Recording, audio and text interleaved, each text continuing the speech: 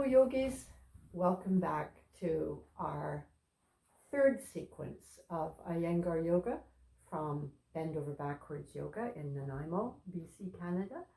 And today I want to introduce to you a new yoga prop. From previous classes, you might remember the wooden brick. I've suggested hardcover books or shoe boxes or something of a similar dimension will be helpful to you. The blanket you're familiar with, the tie or belt that you're familiar with, and this is the new prop. This is a homemade bolster or a large cushion. And you see I've just taken a very simple little blanket and tied it in this circular fashion so that it's about a hand span in dimension. So these are the props that we'll be using in our sequence today. At this point, if you wish, you can stop the video and round up what you've got and get it close to the space where you're going to practice. I'm showing these practices in a very small room in my home. And the reason I'm choosing this space is because this is often the size of a space that many of you may be creating in your homes in order to practice yoga. So with that, our first pose, I'm setting the props to the side where I can reach them easily when I need them. We're going to start sitting at the front edge of our chair with knee joints placed directly over the ankle joints. And as we've been doing in the past, we use the hands, draw the buttocks flash back, and sit directly on the sits bones. We're going to focus on the base of the pose. It's all about the base. In this case, that part of the body that's touching the surface of the floor and of the chair, but most particularly today, the feet. So press down the big toe mounds. And again, just a brief reminder that the fleshy pad at the base of the big toe is the toe mound, and we have 5 toe mounds on each foot. Press both big toe mounds down and stretch the toe mounds across to the little toe mound so your foot broadens. Then keep the toe mounds pressing down firmly. Lift the heel of the right foot and stretch the inner and outer arches straight back. Now the foot is both broad and long. Do the same on the left. Press the toe mounds down, lift the heel pad, and stretch the inner heel and outer heel back and down. Feel the surface of the floor beneath your feet. Notice where your feet are bearing the most weight. Is it your habit to roll the weight of the foot to the inner foot? Or is it your habit to roll the weight of the foot to the outer foot? Or do you feel both the big toe mound, the little toe mound, the outer heel, and the inner heel pressing down evenly? That's the balance we require in the standing postures. Big toe mound, little toe mound, inner heel, outer heel. Do that now as you're sitting so you get the sense of the balance of weight on the foot. Once you have that, stretch your arms forward and prepare to stand without using your hands. Here we go. Inhale, exhale, up we come, standing now. Stand with your feet separated. Press the 4 corners of each foot into the surface below the feet and firm the front thigh muscles. Press the front thigh muscle, flesh, and skin backward onto the bones of the thighs and extend the arms to your side. You may close the eyes if you feel safe doing that, so that you can feel the balance of weight on the feet without the distraction of your vision. You might feel your body swaying very slightly back and forth or side to side as you find the balance. Let the breath come softly and smoothly. And once you feel that, yes, you have that balance, the 4 corners of the feet are pressing down, the thighs are engaged, I'm turning now so you see the back body. Take your hands like this to the very top of the buttock and press down. Lengthen this area of the body down toward the heels. And at the same time, where you see my thumb pointing, lift this portion of the spine up. Top of the buttock moves down, lumbar spine lifts up, and we get this space lengthening. Adding to this, the shoulder blades in the upper back. Those bony plates of the upper back release downward and press forward.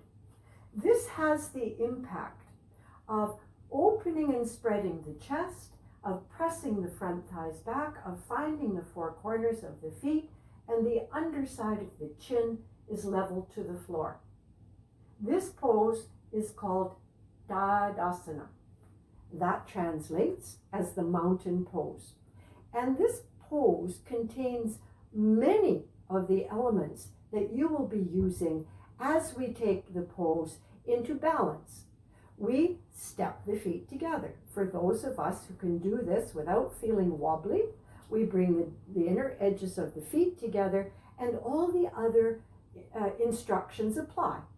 Four corners of the feet press down, thighs engage and press back, top of the buttock moves down, shoulder blades move down and forward, hands extend to the sides with the shoulders releasing downward and away from the earlobes. This Tadasana is a balance pose now, because the feet together, legs together, is not something that we ordinarily practice. It requires balance. Coming out of this pose, simply step the feet apart to find balance coming a little more readily. I'm looking down at my script for today's sequence, and we're going to move now to a little bit more of balance. So let's take the chair so that we have that support beside us. And coming back to Tadasana, one hand on the chair. If you feel the need for balance, shift your weight to your left leg and bending the right knee, clasp the knee with the left hand and lift the knee toward the chest. At the same time as you do that, find the balance of weight on the left foot, all four corners of the foot pressing down evenly. And at the same time, press the outer left hip into the body.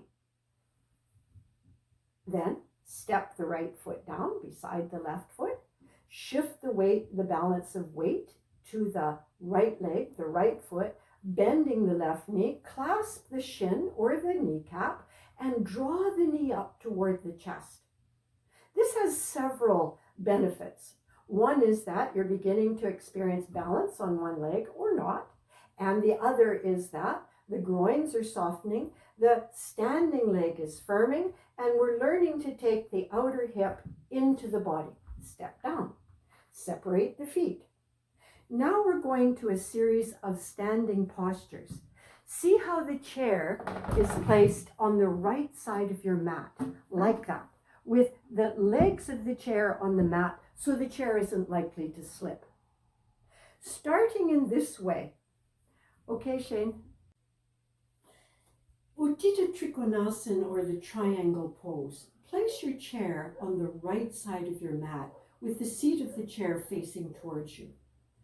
Set one hand on the chair seat just for stability and step the right foot in front of the chair. Step the left leg deeply back. This distance between the heel of the right foot and the arch of the left foot is about 4 feet. Bring your hands to the outer hips like this and press the outer hips toward each other as you lift the trunk and pivot the trunk over the groins of the right leg, lengthening the right side of the rib cage away from the hips, and then extend the right hand to the chair, wherever on the chair you need to place it. Then extend the left arm toward the ceiling and lift the left arm to open the chest. Remember, on the previous sequence, we talked about the bottom of the breastbone and the navel. Take the bottom of the breastbone toward the navel as you extend this left arm up. And then turn the spine, turn the head, and look up toward the left hand. Breathe. You could also sweep the left hand behind you. Can you find this left hand in the video? Here it is. It's drawing the outer right hip back toward the left foot. When you're preparing to come up, inhale. Take your hand to the chair for a moment, stabilize, and then extend the arms and bend the right knee. As you bend the knee, see that the knee comes directly over the ankle, as it does when we sit. As you expand the arms, lift the right hip crest out of the joint and sit a little more into the posture. And then turn your head and look down the right arm. This is the warrior. The warrior is contemplating the battle that she is about to confront, whichever conflict is in your life at the moment. And then, keeping that right knee bent just as it is, reach the right hand to the chair where it lands easily. And this time, sweep the left arm in front of you across the side of the head and look into that elbow crease. Watch the bottom of the breastbone. Don't let it jut forward. Watch the outer right hip. Ease it back to the left heel. To come out of this posture, inhale and let the top arm lift you up. Extend the arms again to the sides, feet facing forward, hands to the hips, and then heel and toe and step the feet together. Move your chair now across the mat. This time you'll see the poses from the back view. As I extend the left foot forward and the right leg back, I use the chair for stability, so I can align the front heel with the arch of the back foot. I'm sending that back heel away. I'm extending the arms and then placing the hands at the outer hips. This hip tends to drop because the leg is extended. So I have to take my fingers to the front of the pelvis and lift up. Then I let the left hand be absorbed in the groins as I start to stretch to the left. If I need the chair, my hand comes immediately to the chair. I take care that I'm not hyperextending the knee. There's softness behind the knee as the hand moves down the chair to whatever extent it can. See how the right hand sweeps behind and catches the outer hip and moves it back toward the right heel.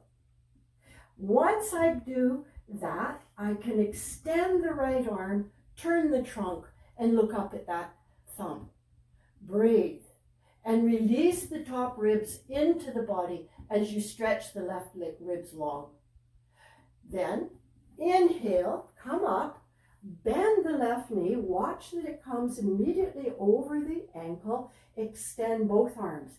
See how when you turn the palms up, the shoulder blades release down the back, the chest lifts and spreads. Then turn the hands down, but don't lose those actions.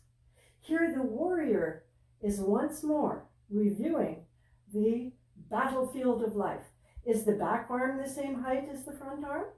Has the back arm dropped back or moved forward? Is it equidistant away from the earlobes? Feel rather than look. And then extend the left arm to the chair, sweep the right arm across the side of the head, look into the elbow crease. When you're ready to come up, inhale and come up, turning the feet, step the feet together, and take your chair to the wall for a little sequence reviewed from yesterday's sequence. Here, we place the hands on the chair seat, index finger mound, thumb mound, pressing down. We step back and bend the knees deeply, bringing the chest to the thighs.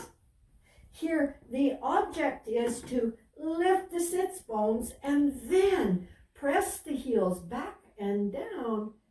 The inner heels move out a little. The front thighs press onto the bone. Adho Mukha Svanasana, downward dog. Again, watch that you don't drop the breastbone. See how that impacts the back body? Rather than that, direct the breastbone to the navel and spread the back body. Soften the shoulder joints and move them away from the sides of the neck. Breathe into the side body. The next posture, plank pose, we were turning the feet. Inhale, lift the head, lift the heels, look forward, and bring the shoulders directly over the wrists. You can turn the feet if you wish, maybe one at a time, like this, or maybe both. As you do, press down with the hands, lift the chest, look forward, back of the head in line with the spine. Breathe. Roll back over the feet and come back to Adho Mukha Svanasana, down dog. This third pose in that little sequence is upward facing dog. To come into it, I step forward a little. I bend the elbows just momentarily. I bend the elbows only enough that I can draw the chest through. And now again, if you wish, turn to the top of the feet. Straighten the elbows, look up, lifting the thighs, lifting the chest, lifting the inner arms up. Roll back over the feet, push back from the chair. Adho Mukha Svanasana, downward facing dog. The feet back to the feet. Spread the toe mounds. Find the balance of weight on the inner heel, outer heel, big toe mound, little toe mound. Lift your head, look forward, stepping forward, come up. Set your chair to the side. Just pause. This pose, Setyabandha Sarvangasana, or bridge pose in English, we're going to take a blanket, our belt, and our wooden brick. We place ourselves on the mat.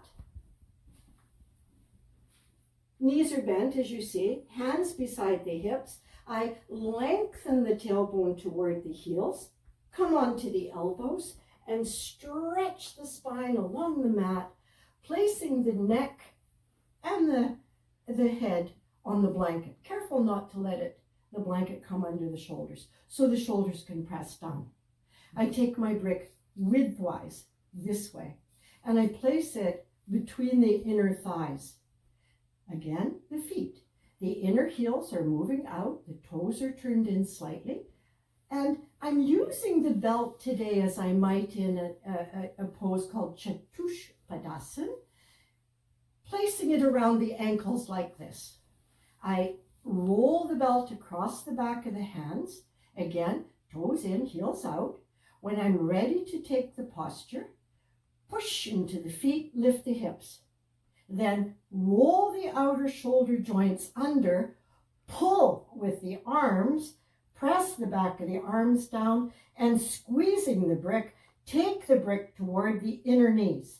Lift the hips, lift the chest, relax the throat, relax the jaw, and again, pull with the arms, roll the outer shoulders under, push the feet into the mat, lift and lengthen the buttocks. When it's time to come out, and you could stay for a minute as you begin to build up your strength, but when it's time to come out, be sure you lengthen the top of the buttock toward the heels so your back is in a comfortable position, and remove the brick. You'll shift your body a little to the left on your mat, and rolling onto your right side, come up from there. Now we're going to use our bolster.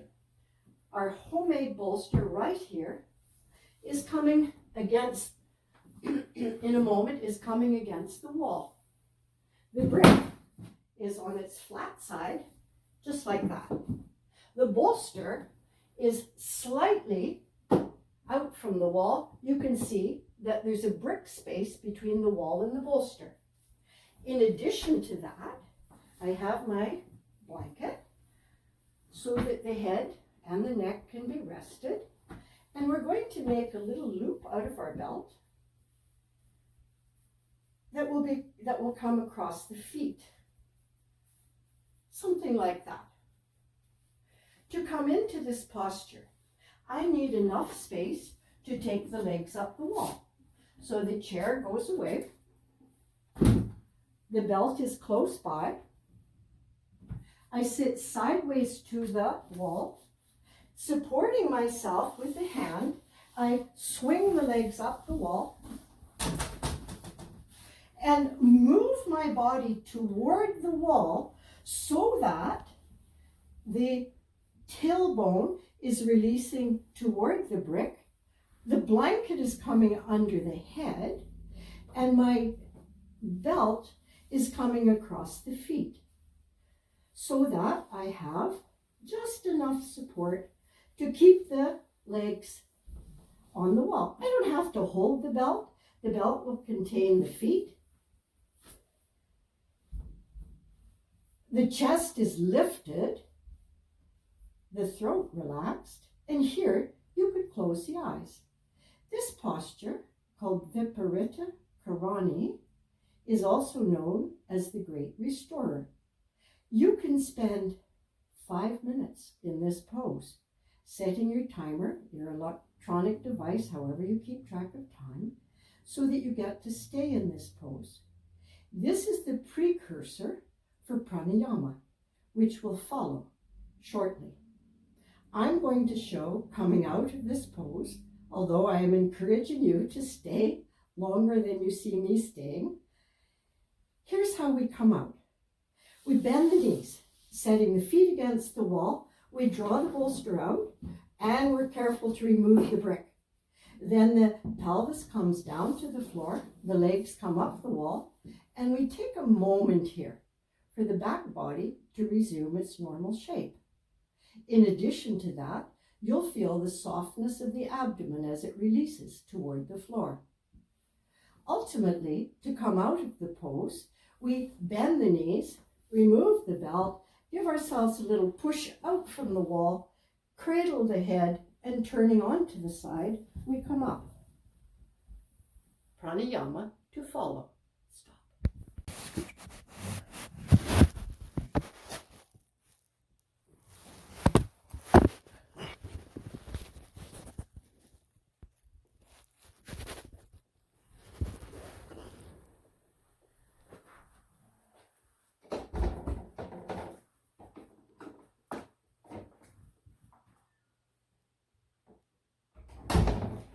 After enjoying Viparita Karani as your Shavasana practice, we're going to take some time now with the practice of pranayama, the yoga of breath. In our previous sequence, March 31st, we began to introduce the primary foundational work of observing the breath. Did you know that humans can inhale as many as 20 times in a minute? That's almost a breathless pace. And maybe in this current circumstances, the breath is even more rapid because the nervous system may be disturbed by the circumstances of the virus that surrounds us. We may be feeling threatened, and our brainstem, our reptilian brains are saying fight or flight when we're very upset, when our bodies are bathed in cortisols released by the adrenal systems of the body. Pranayama helps us very much to calm the adrenal system and instead to release the happy hormones, the serotonins, the endorphins that calm us and bring us to a balanced, easy state of mind. Today in pranayama, we're going to use our bolster, our blanket bolster. I know that many of you may have a bolster of your own, but I'm showing for those of us who don't, it's quite a simple matter to fashion a bolster by rolling a blanket and securing it. A sleeping bag could do as well, or even better, a sleeping bag rolled inside a blanket. To place our bodies on the bolster, we sit in front of the bolster, and this very end of the bolster is going to touch the floating ribs. I'm showing with my thumbs the floating ribs in the back body and how they're just an inch or two above the waist. To come onto the bolster correctly, sit in front of it and come onto your elbows. And then use your thumbs to find those floating ribs and ease them up and onto the front edge of the bolster, just that. And then stretch the spine along the bolster. Place the blanket only for the neck and head. Remove your glasses, set them aside where they'll be safe, and then extend the legs strongly. Stretch the legs away from you vigorously and join the inner edges of the feet. Firm the thighs, stretch the legs away from you, and then let the legs fall away from each other. Let the little toe side of the feet drop toward the floor as the thighs turn from inside to outside. Similarly, turn the upper arms out. I'm showing with my hands the direction of that turn. The upper arm turns out. I'm lifting my chest off the bolster and stretching into the palms, and then the elbows drop into the floor. The arms are below shoulder height so that the neck can relax. I'm feeling along the pathway of the spine to see that it's in the center of the bolster. I'm feeling along the legs and noticing how one leg wandered out to the side. You might just lift your head for a moment, look down the center line of the body to see if the legs are aligned with the bolster and the spine, and make any corrections necessary. And then take your thumbs to the base of the skull and tilt the skull. You'll have just a very slight incline from forehead to chin to chest as the energy of the brain descends toward the heart. Relax the legs, soften the feet, release the joints at the ankles and the knees. Relax the abdomen and let it drop into the body, soft and deep. If the low back is feeling constricted, take your hands again to the top of the buttock and lengthen the top of the buttock away from you. Again, elbows into the floor, upper arms turned out, palms soft and wide. Now, be as still as you can as you take your concentration from the outer body toward the inner body. Consider the ears. Bring your awareness to the openings of the ears and relax the skin and flesh at the opening to the ears. Relax the ear canals and the eardrums. And let the sense of listening come deep in towards the center of the skull, so that all the sounds that might surround you come through a filter of softness.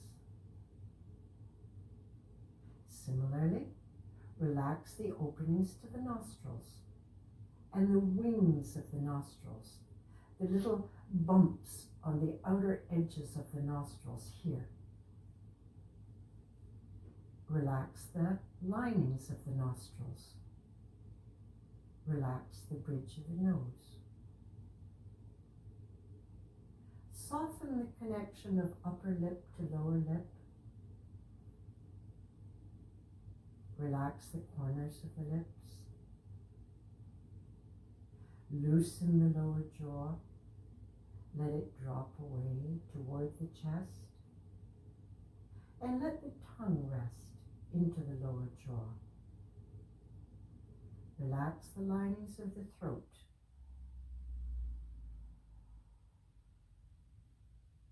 And now the eyes.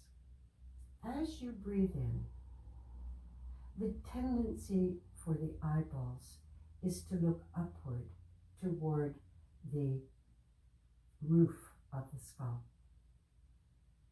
Just notice that. Normal everyday breathing done through the nostrils, just observing the feeling sense of the eyeballs. Breathing in. There's a little bit of tension in the eyeballs as we breathe in. But notice as you breathe out how the eyeballs relax, soften. As you breathe in, can you encourage the eyeballs to remain soft and relaxed? Normal everyday breathing done through the nostrils, watching that the eyes remain soft and looking downward towards the heart, as if one could look under the bones of the face and see the heart. It's a soft, benevolent gaze. Eyes are relaxed, throat relaxed, jaw relaxed, nostrils relaxed, ears relaxed. Relax the roof of the mouth and the inner linings of the face. As you take normal everyday breaths in and inhalation, let the eyes remain in their rested position, looking downward. And then fold the arms, leaving the elbows on the floor, and let the hands rest very gently at the floating ribs, as we did in our previous sequence. Here, we were observing the movement of the ribs on the inhalation and exhalation. To review, normal everyday inhalation causes the low floating ribs to expand to the sides. Normal everyday exhalation causes the low floating ribs to move back towards the breastbone in the front and the spine in the back. As you observe these actions, can you slow the inhalation just a little so that it takes just a little longer to enter the body?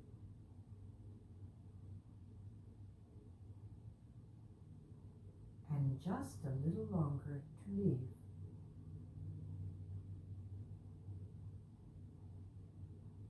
If this is going well for you, if you find that you can gently increase just a very little the inhalations and exhalations, then take your hands, folding your fingers like this, just let the knuckles of the hands rest a little bit higher on the sides of the rib cage, as you see here. And again, we're just observing to see where the breath is moving. We know that it's moved into the low ribs, and now we're checking to see, does the breath seem to come into the sides of the rib cage as well?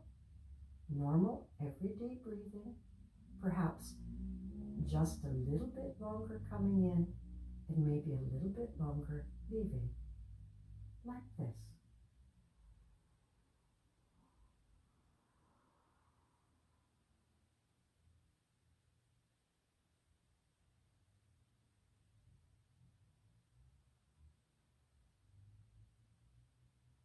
While we're observing the breath, we're also observing that the abdominal region, where you see my hand resting, that the abdominal region is not really involved in the breath.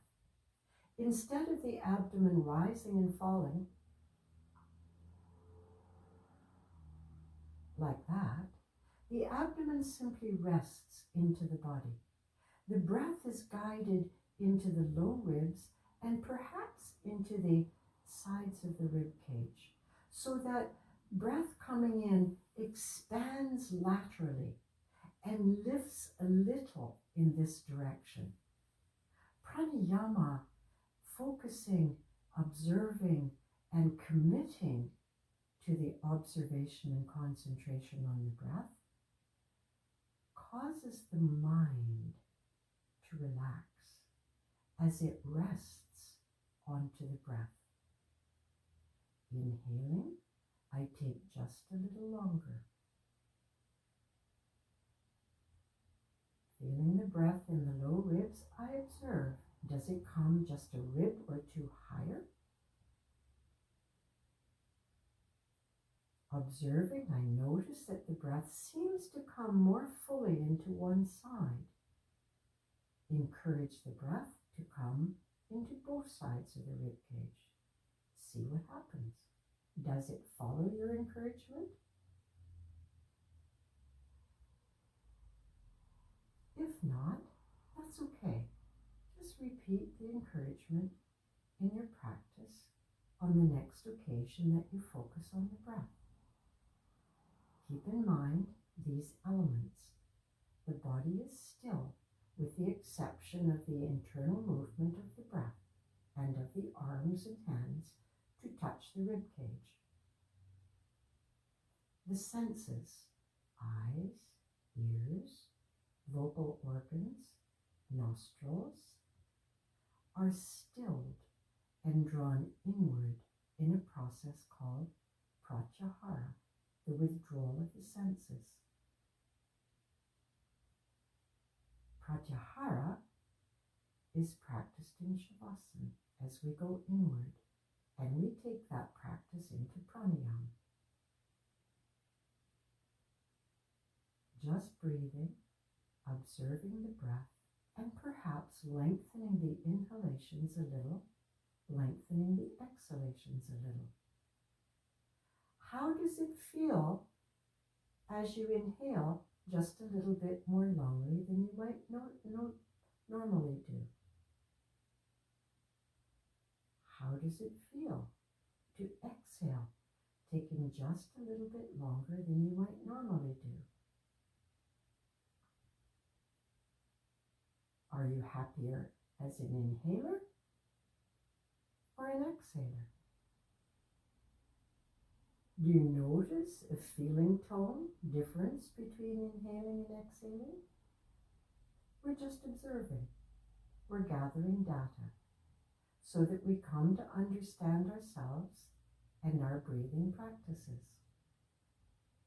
Coming now to the end of today's practice, bend the knees one by one, set the feet down onto the mat beneath you, shift your body a little to the left on the mat, bring your right hand under your head and turning onto your side, draw the knees up toward your chest, rest on the upper right arm, and then press the left hand down into the floor, press the right hand down, look down, so that the head is last to come up, and then sit in any fashion that comes readily to you. It doesn't have to be a yoga pose, but it could be.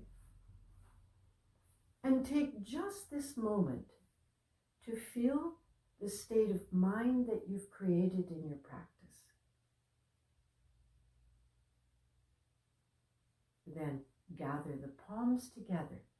We can offer any merit from our yoga poses to those who require healing, support, and it could be a place that you're thinking of or persons that you're thinking of, or it could be that you're offering the merit to your own well-being, or all of that.